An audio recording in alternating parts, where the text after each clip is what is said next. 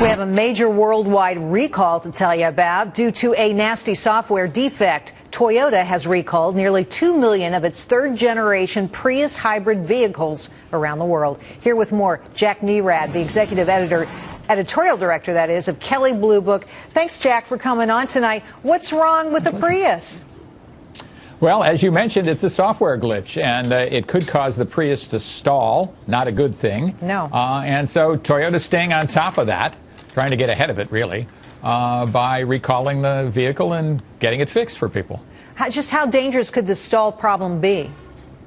Well, depending on what you're doing, it could be very dangerous, both to the driver of the Prius and to people around them. If it stalls suddenly and you're going at freeway speeds, that could be a bit of a problem, I'd say. Wow. Goodness. And this is not the first time. Toyota's been hit a couple of times with big-time recalls. What was the last one? Well, the most famous one was the recall for this so-called sudden acceleration, which doesn't seem to go away. We hear it over and over again, and, you know, it has died down a bit, but, you know, there's still rumblings about that. And, you know, that's the thing I think that's troubling to Toyota and why they've kind of changed the way they've approached these things.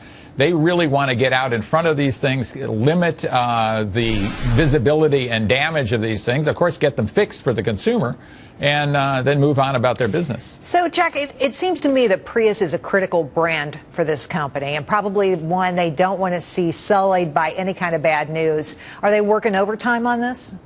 Absolutely. I mean, as you mentioned, Prius is essentially a sub-brand of Toyota, and a lot of people would say Prius has more prestige than the Toyota brand. So they really want to protect this brand, and this is something that is occupying a lot of their time right now. You can guarantee that. So as a consumer, if I own one of these things, what should I do? Well, you should expect a recall notice from Toyota. I wouldn't rush right over to the Toyota dealer today because they probably don't have a fix yet. And it's nothing where you have to quit driving the car or anything on that order.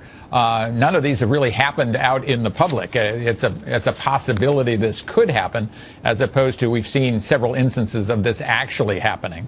So you can continue to drive your car, but, you know, be aware and be looking out for a recall notice. So how worried should people be about buying another Toyota? Here are two pretty big recalls that we've just talked about. Is it an ongoing issue? I think it's an ongoing issue for the brand. It's more an awareness issue than anything else, a perception issue.